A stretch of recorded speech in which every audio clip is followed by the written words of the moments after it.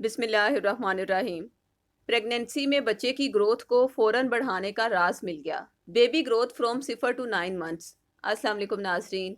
जिन हामला ख़वातीन के बच्चे की ग्रोथ कम हो रही है या रुक गई है और वो इस मामले में परेशान हैं कि बेबी ग्रोथ को कैसे बढ़ाया जाए, तो आज की वीडियो में हम इस बारे में आपको अवेयरनेस देंगे।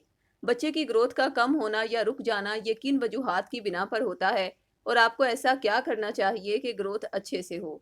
हम आपको बताते चलें कि हमल से मुतल्लिका जितने भी मसाइल हैं और ख़ुसूसन बच्चे की ग्रोथ का वैसा ना होना जैसा कि आप चाहती हैं, तो इसके लिए एक तो हमारे दुआ प्रोग्राम में हामला ख़वातीन के लिए खसूसी दुआ करवाई जाती है और इसके साथ सूरह शुरा से बच्चे की ग्रोथ और हमल से मुतल्लिका मसाइल का रूहानी इलाज कैसे किया जाता है वो भी आपसे शेयर करेंगे।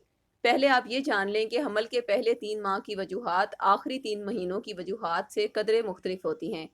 पहले 3 माह की वजूहात की बात की जाए तो किसी मारूसी मसले की वजह से ग्रोथ पर असर आ सकता है, जिसे डॉक्टर्स क्रोमोसोमल एबनॉर्मेलिटीज़ का नाम देते हैं। और अगर माँ का खून एंटीफास्फोलिपिड सिंड्रोम की वजह से गाढ़ा हो जाए तो ऐसी सूरत में बच्चे तक खुराक या खून सही से सप्लाई नहीं हो पाता और ग्रोथ कम हो जाती है या रुक जाती है। इसके अलावा कंजेनिटल प्रॉब्लम्स हो सकती हैं।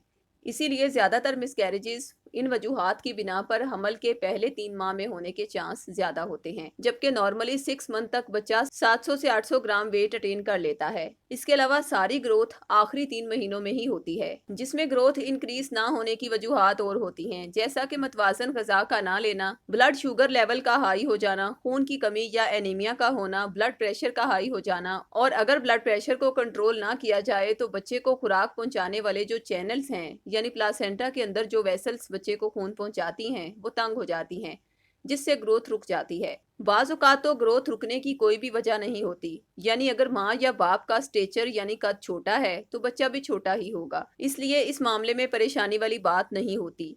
लेकिन अगर माँ को थ्रोम्बोफिलिया या एंटीफास्फोलिपिड सिंड्रोम हो जाए जिसमें कि खून गाढ़ा या मोटा हो जाता है, तो बच्चे तक खून की सप्लाई ठीक नहीं होगी और यकीनन ग्रोथ पर असर पड़ेगा।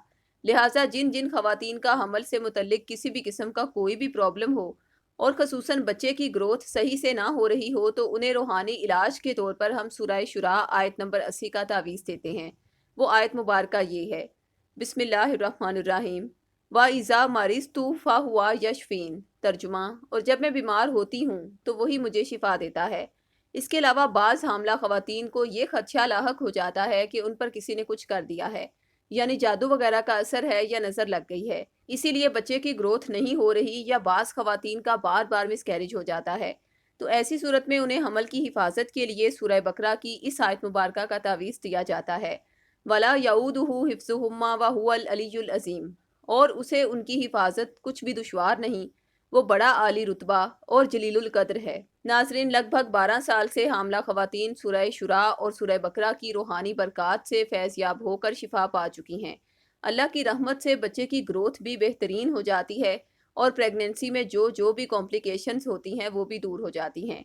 इसके साथ प्रेग्नेंट खवातीन को ये मशवरा दिया जाता है कि वो अपना डोपलर अल्ट्रासाउंड भी करवा लें, जो माँ से बच्चे तक जो ब्लड सप्लाई हो रहा है उसे शो करता है कि ब्लड फ्लो ठीक है या फिर उसमें कोई रुकावट है।